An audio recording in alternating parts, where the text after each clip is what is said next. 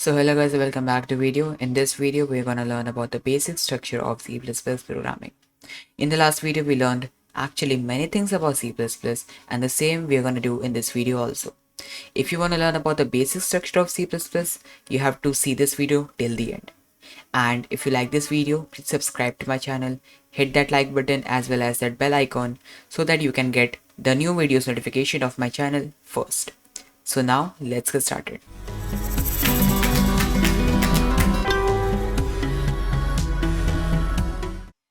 So before getting further in this video, I just wanted to remind you that if you haven't accessed the C++ programming playlist, then please do that because all the videos which I will be recording will be getting saved in this playlist. तो अब actually हम अपने main topic पे आते हैं. तो हमारा topic यही था कि हमें आज सीखना है basic structure of C++ programming. उसके लिए हमें क्या करना रहेगा, हमें एक आईडी की ज़रूरत है, एक कोड एडिटर की ज़रूरत है जिसके अंदर हम एक्चुअली में कोड लिख सकते हैं. वो कौन सी होने वाली है? विजुअल स्टूडियो कोड, जैसे कि जिसको हमने अपने पुराने वीडियो में इंस्टॉल भी किया था. तो हमें करना क्या है कि हमें अपने पूरे सिस्टम में, आप अपने पूरे सिस्टम में कहीं भी एक फ़ोल्डर बना लो जिसको आप लिंक करोगे विजुअल स्टूडियो कोड के साथ. मैं अपने केस में अपने डेस्कटॉप पे बना ले रहा हूँ. तो यहाँ पे मैं एक नया फ़ोल्डर बना लेता हूँ जिसका नाम मैं रख देता हूँ वीडियो ट्यूट. ठीक है, ये रख देता हूँ. अब इसके अंदर चले जाते हैं. इसके अंदर जाने के बाद जैसे ही आप राइट क्लिक करोगे ना, आपको ये ऑप्शन देखने को मिलना चाहिए ओपन विद कोड का. अगर आपको देखने को नहीं मिलता है फिर भी कोई दिक्कत वाली बात नहीं है.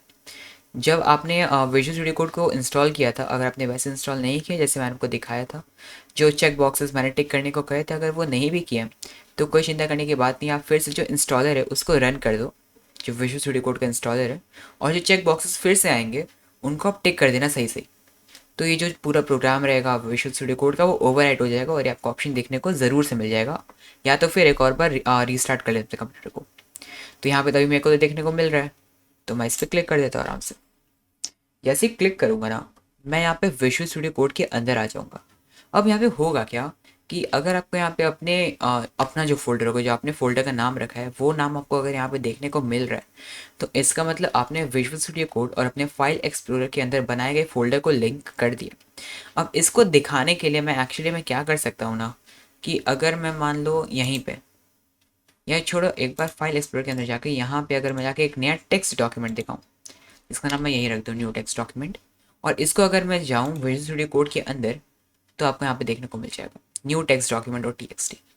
इससे मतलब हमें समझ में आता है कि हमारा दोनों चीज़ें लिंक हो चुके हैं. विजुअल स्टूडियो कोड और जो फाइल एक्सप्लोरर के अंदर जो हमारा फोल्डर है, उन दोनों के बीच में एक लिंक बन चुका है. जो भी चीज़ें हम या तो फाइल एक्सप्लोरर में करेंगे हमको विजुअल स्टूडियो कोड के अंदर भी विजिबल होंगी, या विजुअल स्टूडियो कोड के अंदर करेंगे हमें फाइल एक्सप्लोरर के अंदर भी विजिबल होंगी. ऐसी कोई चीज़ नहीं है कि कोई चीज़ नहीं दिखेगी.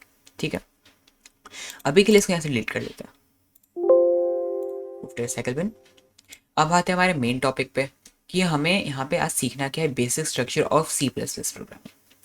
उससे पहले अगर मैं आपको बताऊँ ये विजुअल स्टूडियो कोड के बारे में, तो ये जो आप एरिया देख रहे हो ना, इसको वर्क एरिया कहते हैं. अब इसको समझाने के लिए सबसे पहले मैं एक फ़ाइल बना लेता हूँ जिसका नाम मैं रख देता हूँ, मान लो first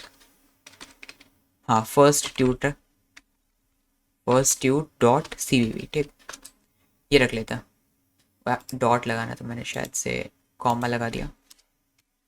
okay, first tut dot cpp. ठीक, ये हो गया. अब इसको समझे तो एक्चुअली में हुआ क्या यहाँ पे कि ये जो डॉट से पहले की चीज़ थी जिसको मैंने लिखा है फर्स्ट ट्यूट, इसको आप कुछ भी लिख सकते हो. अगर मैं यहीं पे कोई अपना नाम ही लिख दूँ, मान लो आश्विक लिख दूँ, ट्रिपल ए हो गया, हाँ, आश्विक डॉट cpp लिख दूँ, तब भी ये चीज़ सही है. इसमें कोई दिक्कत वाली बात नहीं है, कोई एरर की बात नहीं है, क्योंकि यहाँ पे जो डॉट की पहली वाली चीज़ है ना, जो भी आपने लिखना है आप अपने मन से लिख सकते हो, उसमें कोई भी एरर थ्रो नहीं होगा. जो मेन चीज़ आती है, जो समझने वाली चीज़ आती है, जो लर्न करने वाली चीज़ आती है, वो होती है डॉट के बाद की, जिसको हम कहते हैं एक्सटेंशंस. यहाँ पे जो एक्सटेंशंस है वो हर एक फाइल के अलग अलग होते हैं. अगर जैसे ही आप मान लो विंडोज़ पे नोटपैड बना रहे हैं, नोटपैड की कोई एक फाइल टेक्स्ट फाइल है, उसका एक्सटेंशन क्या होगा? डॉट टी एक्स टी होगा. मतलब वो दिखा रहे हैं कि अगर आपने देख लिया कि डॉट टी एक्स टी इसका एक्सटेंशन है, आप खुद अपने समझ जाओगे ना कि ये एक टेक्स्ट फाइल है, एक नोटपैड में ऐसी खुलने वाली फाइल है, टेक्स्ट फाइल है. वैसे ही अगर पावर पॉइंट प्रेजेंटेशन वाली कोई प्रोजेक्ट हो, उसका एक्सटेंशन होगा dot P P T x. ऐसे देखने को समझने में आता है. तो एक्सटेंशंस हमें हेल्प करते हैं कि हम देख के बता सके और कंप्यूटर भी समझ सके कि ये जो फाइल है इसके अंदर जो चीज़ें हम लिखने वाले, जो चीज़ करने वाले हैं, वो कौन सी लैंग्वेज में होने वाली है, वो क्या चीज़ होने वाली है। अगर हम इसको देखते हैं कि कोई फाइल है, मेरे को नहीं पता, कोई यहाँ पे मेरे को दिख गई कोई फाइल रखी हुई है, मैं पहली बार देखा हूँ first tut dot C P P, इसको मैं देख के समझूंगा क्या चीज़ देखूंगा, इसका एक्सटेंशन देखूंगा, एक्सटेंशन देखा डॉट सी पी पी है, इसका मतलब ये जो चीज़ है, ये जो फाइल है, इसके अंदर हम सी प्लस प्लस प्रोग्रामिंग का कोड लिखने वाली है, एक सी प्लस प्लस प्रोग्रामिंग का क्या कहते हैं फाइल है। ठीक, आई होप ये तो समझ में आ गया होगा आपको।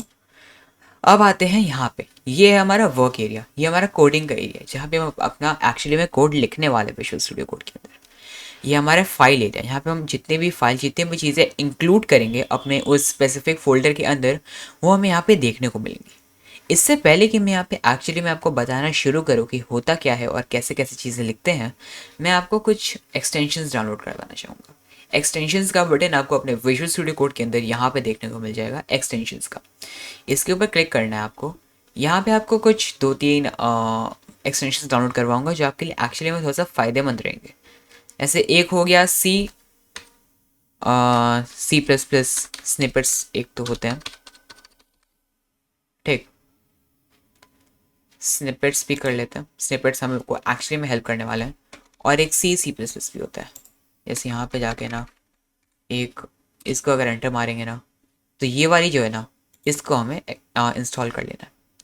प्लस एक और एक्सटेंशन है जो हमारे कोड को रन करने में काम आएगा, जो हमारे कोड को एक्चुअली में एग्जीक्यूट करेगा, जिसको कहते हैं कोड रनर। तो कोड रनर भी इंस्टॉल कर लेते हैं।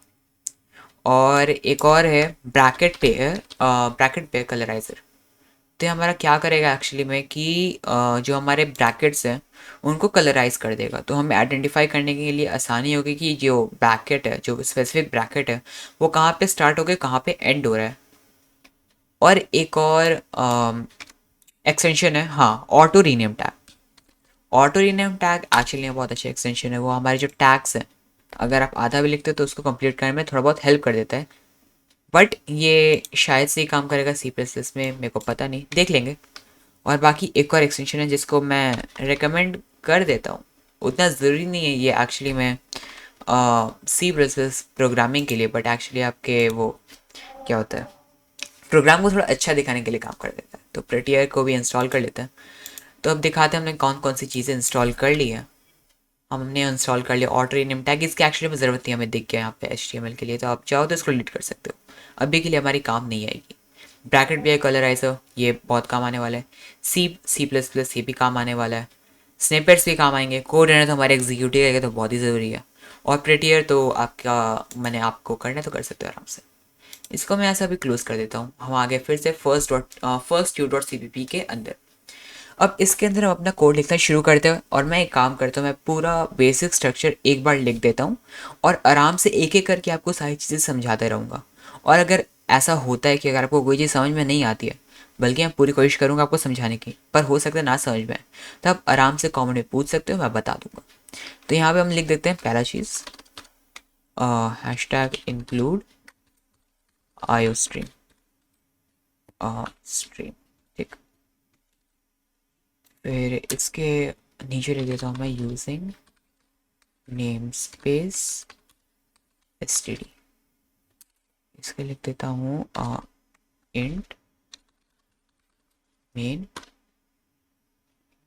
मेन।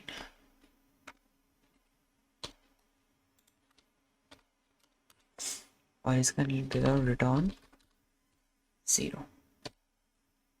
ठीक है, इसके ऊपर एक्चुअली एक और चीज़ लिख देता हूँ मैं, सी आउट हेलो वर्ल्ड। ये हमारा actually basic structure of C plus plus मैंने अभी लिख भी दिया। ठीक है, जो 7 लाइन से यही है एक्चुअली हमारी बेसिक स्ट्रक्चर। ठीक, तो अब इसको समझाना शुरू करते हैं, स्टार्टिंग इससे। ये हमारा है हैशटैग इंक्लूड आयो स्ट्रीम, इसको थोड़ा बड़ा कर दे ताकि आपको दिखे आराम से। यहाँ हमने लिखा है हैशटैग इंक्लूड आयो स्ट्रीम। इसका क्या मतलब होता है? इसका ये मतलब है, अगर आप इसको सिंपल इंग्लिश में समझो, इंक्लूड मतलब क्या हो गया, कुछ लाना। क्या ला रहे हैं हम? आयो स्ट्रीम। अब ये आयो स्ट्रीम क्या है? मेन क्वेश्चन यही है, आयो स्ट्रीम है क्या? तो जब आपने सी प्लस प्लस डाउनलोड किया था अपने इस कंप्यूटर के अंदर, तो उसके साथ कुछ लाइब्रेरीज डाउनलोड हो गई थी सी प्लस प्लस की।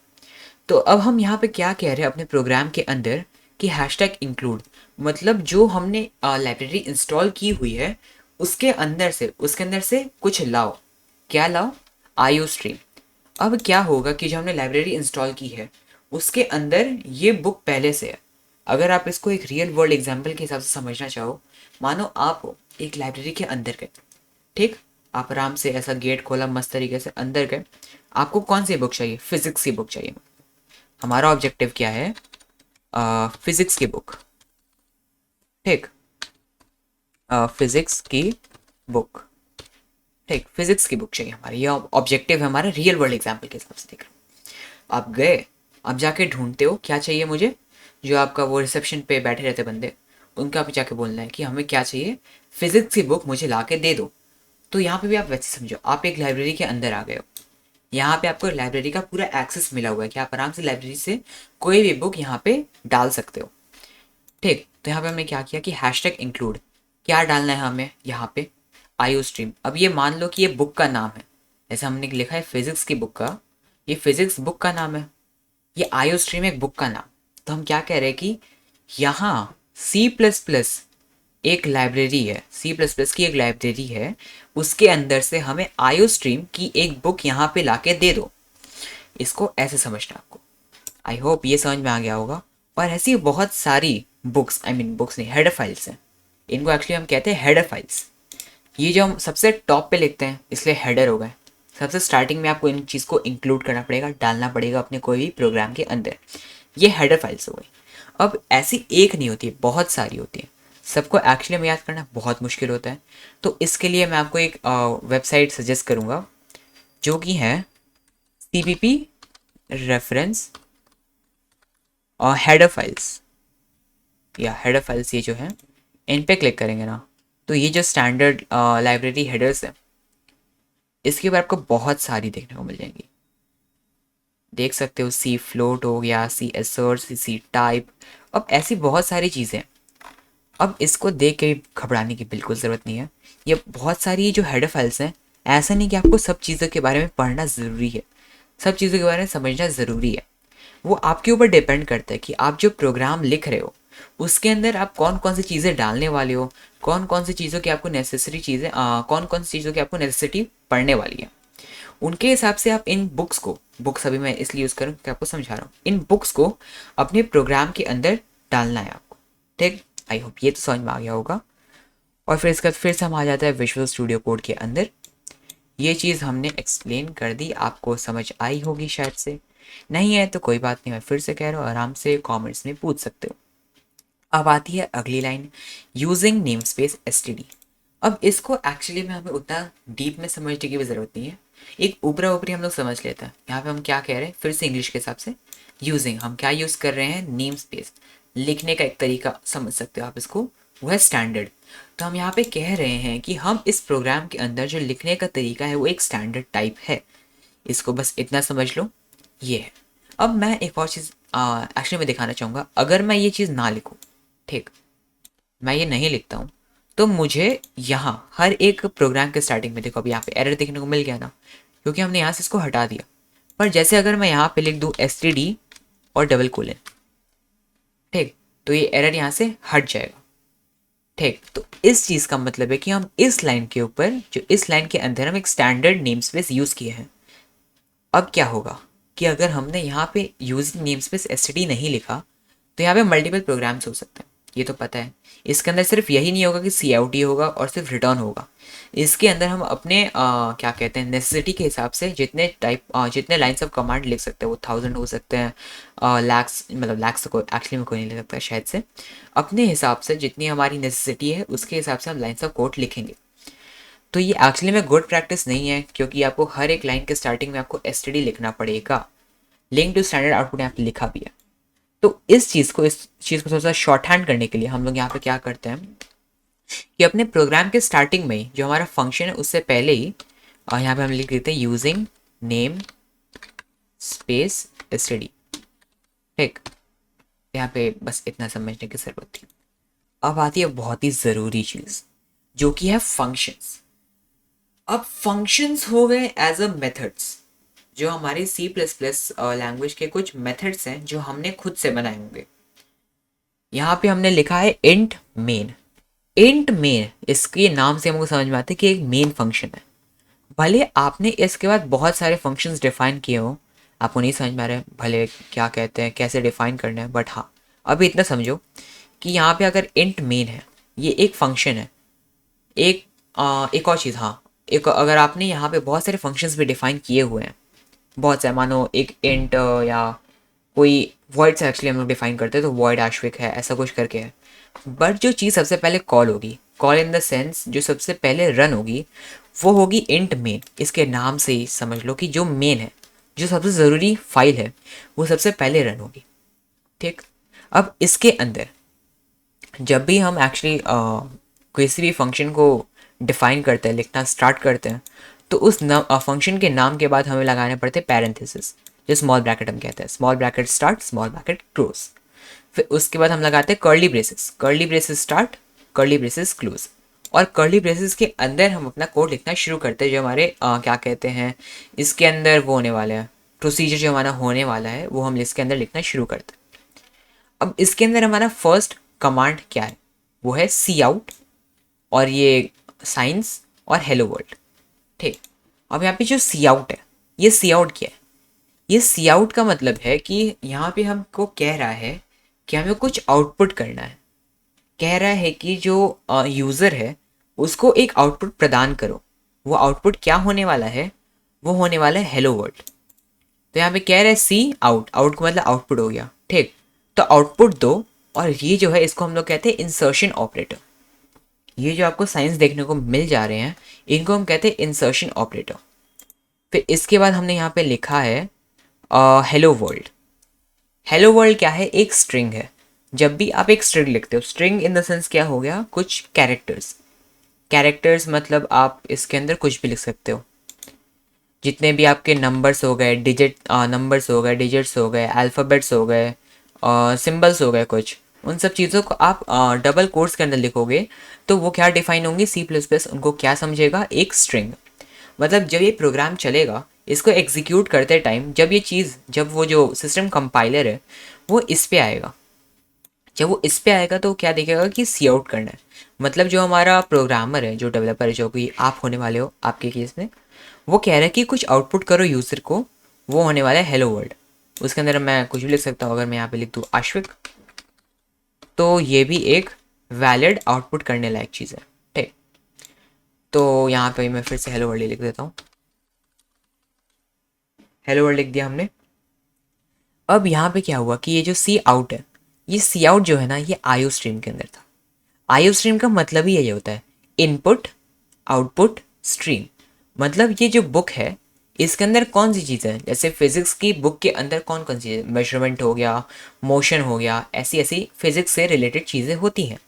तो इसे नाम से आप समझो आईओ स्ट्रीम, मतलब इसके अंदर इनपुट और आउटपुट से रिलेटेड चीज़ें हैं जिनको हमें यूज़ करना है, इसीलिए हमने इस चीज़ को अपने प्रोग्राम के अंदर इंक्लूड किया हुआ है। उसके अंदर ये फंक्शन है, एक आईओ स्ट्रीम है, उसके अंदर ये फंक्शन है सी आउट का। ठीक। आई थिंक ये समझ में आ रहा है आपको, ये आईओ स्ट्रीम के अंदर ही सी आउट का है फंक्शन, जिसको हमने अभी यहाँ पे यूज़ किया। और फिर जैसे इंग्लिश में ना हर सेंटेंस के आखिरी में, या हिंदी में हर सेंटेंस के आखिरी में हम लोग हिंदी में खड़ी पाई लगाते हैं। ठीक, विराम चिन्ह वो लगाते हैं। और फिर क्या कहते हैं, इंग्लिश में हर लाइन के बाद फुल स्टॉप लगाते हैं, तो ये इंडिकेट करते हैं कि लाइन यहाँ पे ख़त्म हो गई है। ठीक, वही चीज़ यहाँ पे फुल स्टॉप और खड़ी पाई की जगह सेमी कोलन डिनोट करता है। सेमी कोलन मतलब यहाँ पे लाइन ख़त्म हो चुकी है। अगर मैं चाहूँ कि ये जो रिटर्न है, इसका मतलब भी हमने भले समझा नहीं है रिटर्न का मतलब अभी तक, बट अगर मैं इसको ऐसे कॉपी करूँ और इसको अगर मैं यहाँ पे लिख दूँ, तब भी ये चीज़ सही है। अगर मैं पूरे प्रोग्राम को यहाँ पे लिखूँ, ठीक, जितना भी चीज़ें एक लाइन में लिखने की कोशिश करूँ, जैसे hash tag include IO stream हो गया, इसके बाद यहीं से शुरू कर दूँ यूजिंग नेमस्पेस एसटीडी, ये फिर भी काम करेगी, इसमें कोई एरर नहीं आएगा। सी प्लस प्लस ये नहीं कहता कि आपको हर एक प्रोग्राम के बाद, हर एक कमांड के बाद आपको एक लाइन छोड़ना ज़रूरी है, अनिवार्य है। वो आपके ऊपर है, क्योंकि ऐसा हो जाता है अगर आप एक ही लाइन में बहुत सारी चीज़ें लिख सकते हो या लिख देते हो, तो उस चीज़ों को पढ़ना समझना बहुत ही मुश्किल हो सकता है, और ये अगेन एक गुड प्रैक्टिस नहीं है। इसलिए हम हर एक लाइन के अंदर अलग अलग चीज़ें लिखते हैं ताकि हमें समझ में भी आ सके कि वहाँ पे एक्चुअली में हुआ क्या है, और थोड़ी नीट एंड क्लीन भी चीज़ें हम लोग को देखने को मिले। ठीक, अब ये रिटर्न ज़ीरो को मैं एक्चुअली फिर से नीचे ला देता हूँ।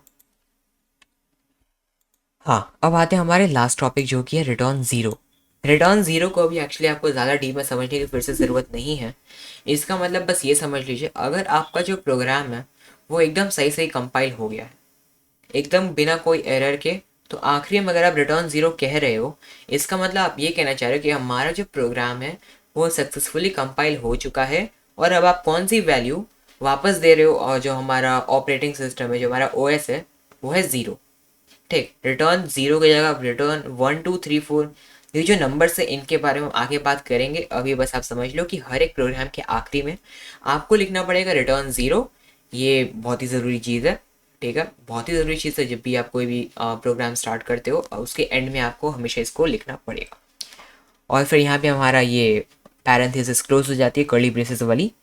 और हम लोग यहाँ पे अभी कह सकते हैं कि हमने जो बेसिक स्ट्रक्चर ऑफ C++ है वो सीख लिया।